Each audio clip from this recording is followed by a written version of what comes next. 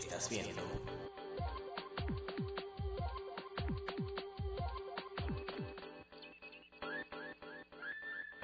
Prisma Televisión. Televisión con clase.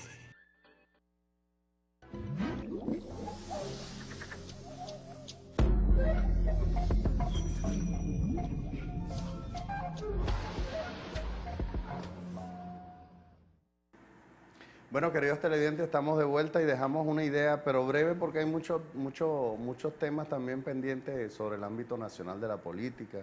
Pero ¿qué pasaría haciendo un ejercicio imaginativo, creativo, e imprimiéndole algo de optimismo? Porque esto puede ser una oportunidad de oro cuando un presidente, viendo la situación de intercambio comercial, le diga a los empresarios nacionales, le diga, bueno, señores, este es el momento de tomarnos de la mano y trabajar por este país. Este es el momento de que yo, en vez de subsidiar las economías foráneas, le dé un ojo a los empresarios nacionales para que aumenten su capacidad instalada o que trabajen al 100% de su capacidad, sin ningún temor y más bien con ganas de crecer, porque es el momento también de crecer ante esta adversidad. Brevemente, así como, no para atropellarte la idea, sino para entrar en otros temas, Felipe, ¿qué te parecía esa idea?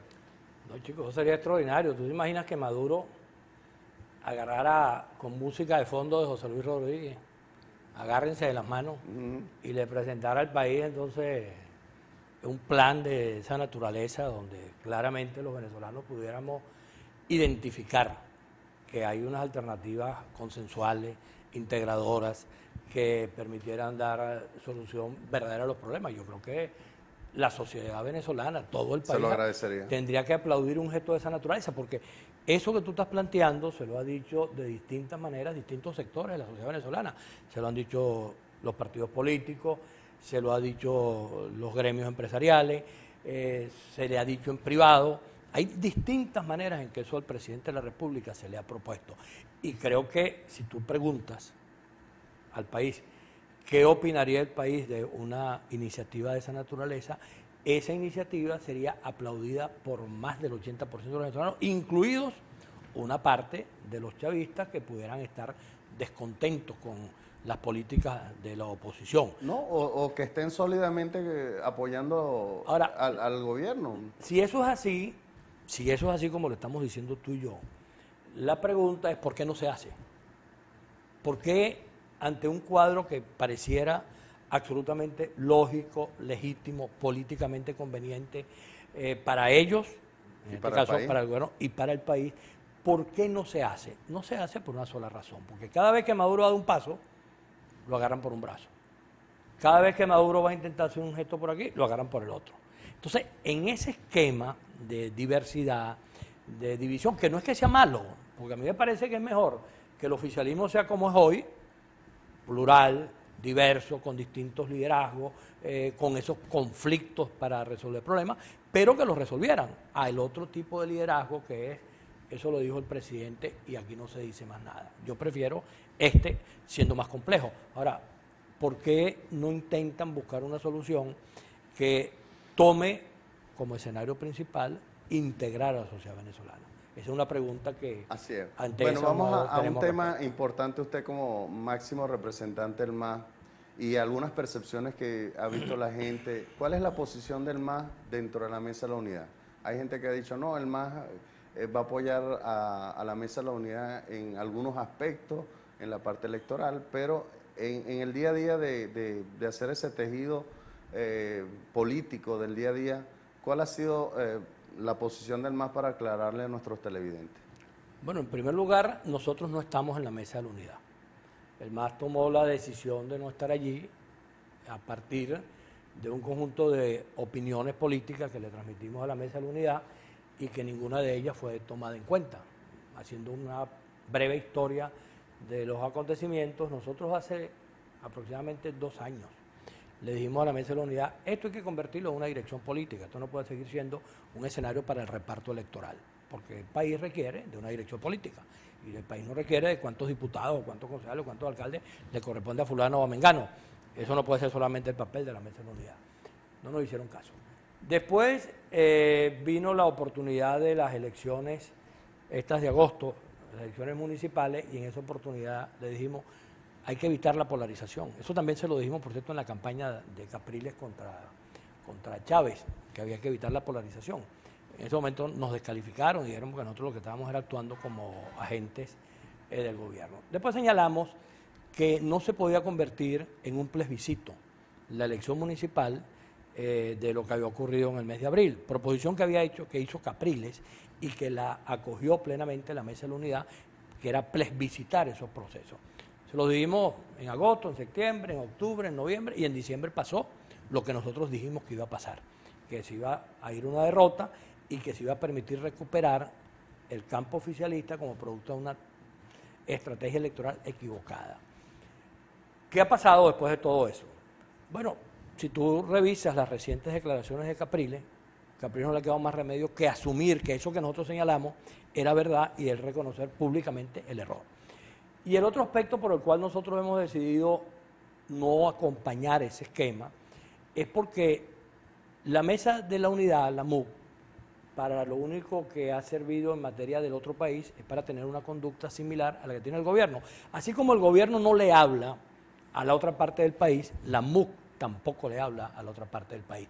Y para nosotros la solución que hay que buscar es una solución que integre a los venezolanos. No excluyente. Sin excluir a nadie, sino simplemente soluciones que integran a los venezolanos en términos de sus problemas concretos. Pero se acompañan a la MUC en muchas actividades. No, alguna gente dice, no, es que el más ahora es Nini. No, nosotros no somos Nini. Nosotros simplemente no somos de la MUC, somos una organización que tiene una política propia, independiente, que actuamos de acuerdo con lo que nos parezca más apropiado a los intereses del país, no necesariamente a los intereses del MAS.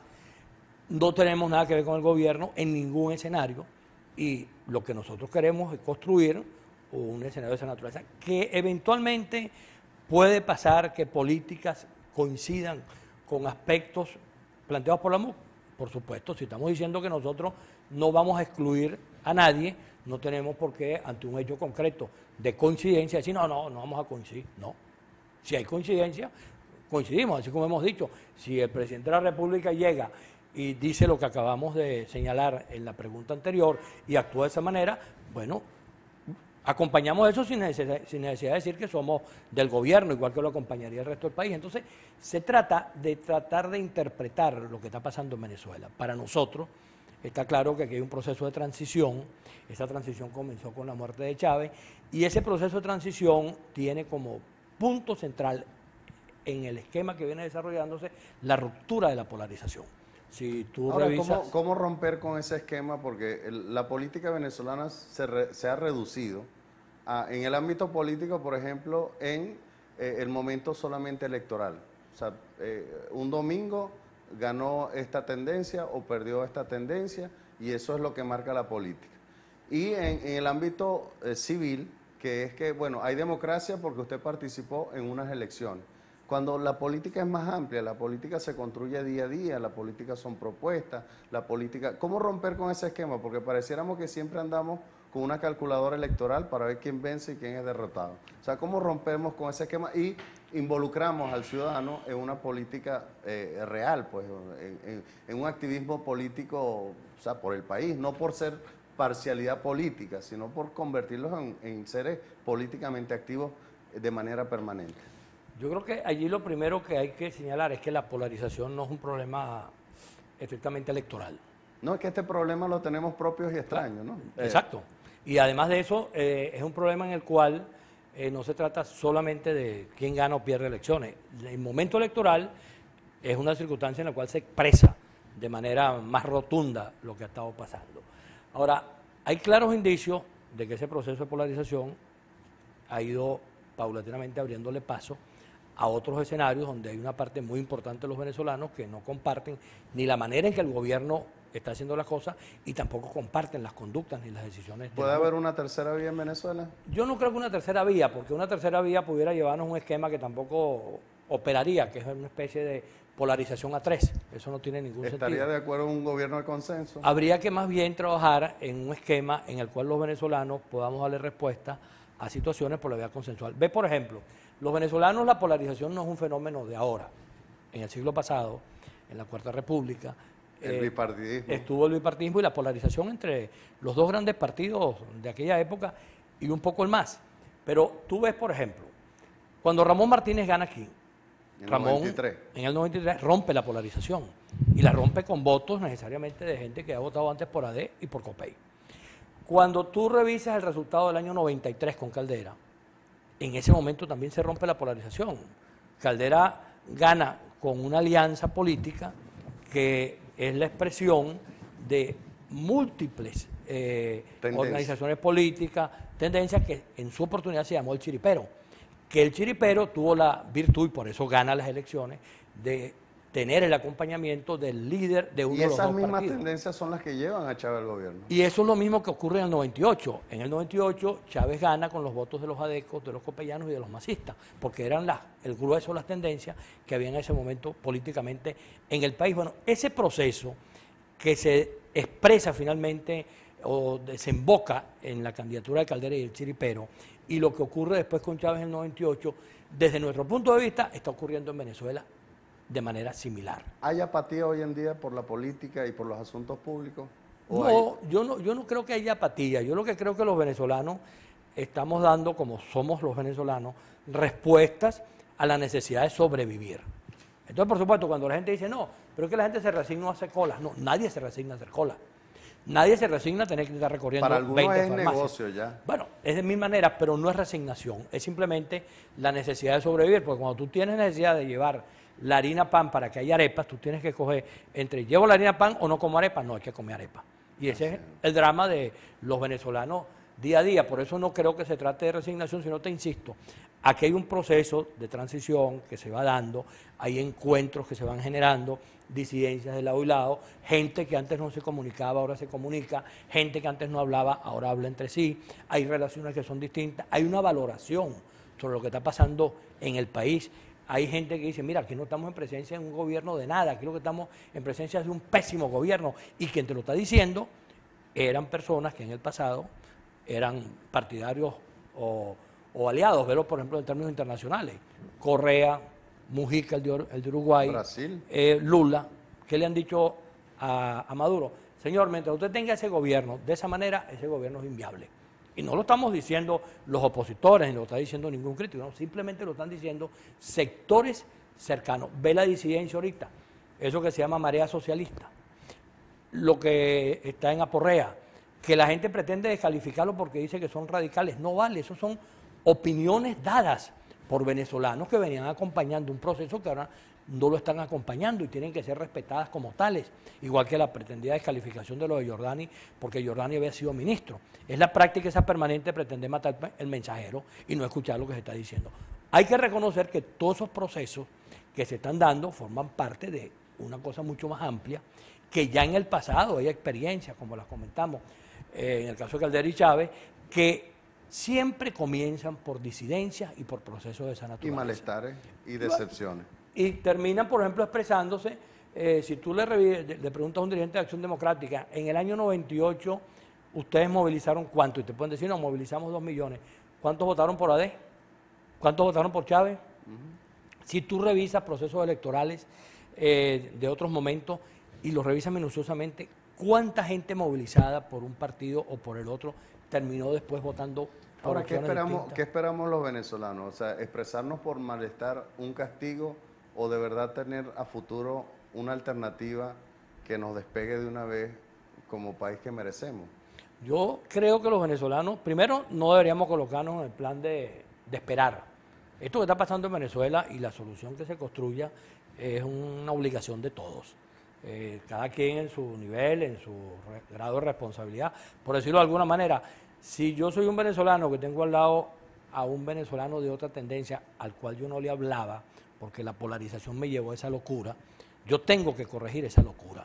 Yo tengo que dejar atrás ese estado de locura y decir un momentico, este tipo que está aquí era hermano mío, era amigo mío. Es vecino. Es vecino, tiene los mismos problemas que yo. Entonces, ¿cómo es que yo voy a seguir en este plan de descalificar? Es más, mi vecino acuda en mi auxilio antes que el gobierno. Exacto. Entonces, todos tenemos que ir contribuyendo a construir eso y que quienes quieran seguir viviendo de otra manera sean cada vez una minoría que claramente esté expresada allí y que ojalá nosotros contribuyamos a que pueda rectificar. Pero esto es una tarea de todos y en construirla necesariamente, y es un esfuerzo que no es sencillo, ningún esfuerzo por romper situaciones como la que tenemos en Venezuela ha sido sencilla. Tú ves cosas parecidas en los ejemplos chilenos, argentinos, de Sudáfrica, y todos han sido procesos sumamente complejos. Si tú partes de uno cualquiera, quizás el más cruento de todos, que es Mandela, Mandela tuvo que pasar casi 30 años preso para poder convertirse en una referencia y liderizar un proceso como el que se vivió allí. Y dignificó la política Y también. dignificó la política. Y cuando tú ves, por ejemplo, cosas como esta, cuando él recibe el premio Nobel, ¿con quién lo recibe? Con el jefe del apartheid, para que la gente vea de qué se trata la política. Exacto. El otro ejemplo, cuando Patricio Aylwin le gana al candidato de Pinochet y Pinochet le va y le pregunta, bueno, don Patricio, porque así como se hablan los chilenos, ¿cómo hacemos? ¿Quién va a ser su ministro? ¿Quién va a ser su interlocutor? Y le dijo, tú, porque eres el único que tengo. Y se lo estaba diciendo a Pinochet. Entonces, esa es la política. las realidades, porque en el momento de la interlocución, ¿cómo hacía Patricio Aylwin si no tenía ni un solo interlocutor en las Fuerzas Armadas, si no tenía que recurrir a quien había admitido ya la derrota y había admitido que había una nueva realidad política? Ahora, esos ejemplos que no son inventos de nadie, sino que son realidades y tampoco fueron planificadas por nadie, porque nadie planificó que Pinochet fuese a esperar una respuesta de esa naturaleza, seguramente fue el primer sorprendido. Y en el caso de Mandela, la situación es similar. Pero en el caso de Pinochet no exigió como salida también ser el jefe de las Fuerzas Armadas. Pero eso fue cuando lo dejaron como senador vitalicio y dentro de la negociación que ya ocurrió. Eso fue otro momento. Pero ese momento en el cual Patricio Aylwin gana las elecciones y se produce la entrevista y se señala la contundencia cuando dice, es usted el que va a seguir siendo eso, es evidente que hay una comprensión de la política que es parecida a otro momento que ojalá los venezolanos pudiéramos llegar a ese nivel de madurez. Ellos entendieron que era un interés superior. Exacto. El Chile. En Chile. Y en algún momento aquí entenderemos que Exacto, hay un interés superior. Que es el ejemplo que te quiero también comentar sobre Chile, que estaban Ricardo Lagos, estaba Patricio Aylwin y estaba Eduardo Frei discutiendo quién iba a ser candidato frente al candidato de Pinochet. Y llega Ricardo Lagos, le dice a Patricio, que finalmente fue el candidato, le dice, mire, don Patricio, yo tengo el partido más fuerte, yo tengo la mejor opción en las encuestas, pero yo no le gano al candidato de Pinochet, el candidato debe ser usted. Ahora, ¿tú te imaginas eso, ese nivel de madurez en términos de decisiones políticas? Así es. Bueno, eso es lo que hay que tratar de construir en Venezuela para que la solución que busquemos sea una solución que al final no tenga que pasar por el costo terrible de miles de muertos o una situación de anarquía de tal naturaleza. O que el creo que no desastre le favorece que a provoca la confrontación también, que es también tan duro como las pérdidas humanas. Sí, sí. Vamos a darle un momento a usted para que se dirija o dé un mensaje a todos los seguidores del MAS, como directrices así en medios de comunicación, para después entrar y darle oportunidad al público que quiere interactuar con nosotros. ¿Qué mensaje le daría a todos los dirigentes del MAS en el Estado Sucre? Yo diría que no es un mensaje para todos los dirigentes del MAS. Yo prefiero tratar de hablarle a todos los ciudadanos sucrenses o del país que nos estén hablando. Yo creo que lo más importante en este momento es que nosotros podamos reconocer que este país resuelve sus problemas solo si entre todos buscamos salidas. Aquí nadie con el pedacito, con el pedazo más grande que tenga, tiene cómo darle respuesta a los graves problemas que Venezuela tiene. Entonces, el llamado es a que despolaricemos el país, a que dejemos atrás la división que en el país sanemos heridas. Sanemos las heridas, reconozcamos claramente a los demás, nos respetemos y podamos entonces, a partir de allí, pensar en cómo armar acuerdos, consensos, salidas. Esto no es ninguna ilusión, esto no es ninguna cosa que no haya ocurrido en otra parte del mundo. Cualquier experiencia internacional, cualquier experiencia de otro país que se revise en circunstancias parecidas a la venezolana, un gobierno autoritario, una debacle económica, un país dividido, y tú vas y registras las soluciones que consiguieron, todas empiezan por sentarte, por reconocerte, por respetarte. Y a partir de allí buscar salidas que sean consensuales y salidas que puedan integrar al país. Eso es lo que está planteado en Venezuela. Sí, yo creo que ha dado en el clavo cuando dice respeto. Yo creo que uno de los principios de la civilidad es el respeto mutuo y eso necesitamos todos los venezolanos. Es un respeto hacia nosotros mismos y por supuesto a la persona que vemos como un posible adversario pero ideológico, nada personal. Vamos a hacer el último corte para entonces seguir con nuestro público que quiere participar con nosotros. 3 minutos. Bueno, vamos a ver, por aquí, buenas tardes. ¿Qué pasa con el cemento que Cumaná ninguna ferretería vende, pero sí se consigue por terceros en 200, 250?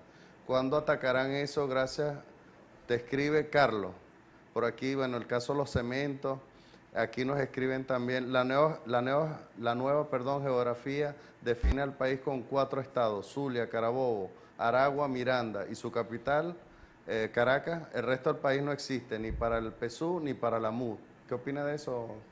Sí, eso forma parte de esa realidad que estamos comentando, que hay una similitud en las conductas desde el campo del oficialismo y desde el campo de la oposición. Eso yo lo recojo en una frase. Tenemos un privilegio un poco extraño los venezolanos, que es que tenemos el peor gobierno y la peor oposición. Así es. La acción y la visión gubernamental no abarca un desarrollo integral, solo cumple una finalidad, crear una estabilidad ficticia donde están los votos. Sí, lo que estamos diciendo, ellos solamente le hablan a la parte del país que les interesa y eso, por supuesto, no sirve para nada. La Mesa de la Unidad quiere mandar en todo, mucho disturbio entre ellos mismos porque Acevedo renunció. Acevedo, no, Aveledo. Aveledo. Bueno, aquí escribieron Acevedo. Me extrañó este mensaje. Bueno, Aveledo renuncia, creo que por las razones que él le ha explicado al país. Y creo que en el fondo son por las razones que cualquiera renuncia. Cuando yo no puedo manejar una situación, renuncio. Acuérdate también, paradójicamente, que entre la renuncia de Aveledo y la renuncia del Consejo de Ministros apenas pasaron 2 o 3 semanas. También se parecen, se consiguen. ¿Eso cumple con las recomendaciones de Maduro de que cuando ganó instó a los jefes de la Mesa de la Unidad a renunciar? Bueno, yo creo que coincide simplemente con realidades que en ninguno de los dos casos sabe cómo manejar. Maduro propicia la renuncia y bueno, se supone que ya él debería tener alternativas, no tiene ninguna. Y en el caso de la MUC, creo que la renuncia de Aveledo debe tener ya como un mes y todavía están discutiendo qué hacen con eso. Entonces es evidente que ninguna de las dos renuncias, ni la del gabinete ni la de Aveledo, ha servido para resolver los problemas de fondo que están allí. El día que la MUC le diga al país, reconocemos nuestros errores, nos pasó tal cosa, creemos que el país hay que conducirlo de esta manera, ese día uno podrá decir, mira, hubo un efecto positivo. Y el día que Maduro se pare y le diga al país venezolano, yo quiero comenzar por decirle que nos hemos equivocado en esto, en esto, en esto, y estamos dispuestos a rectificar. Ese día uno podrá decir, bueno, tuvo un buen sentido la renuncia que se produjo en el gabinete. Por aquí nos manda un mensaje. El día de ayer nos visitó el ministro Jessis Chacón y donde estuvo, que fue en el teatro, había una planta eléctrica gigante. ¿Será que tiene miedo que se vaya la luz? O sea, es justo de que justo no. Es paradójico a veces que un ministro que prometió que en 100 días iba a resolver el problema de la luz y que le pongan entonces una planta eléctrica. El drama de Jessis Chacón es que seguramente cuando él hizo la firma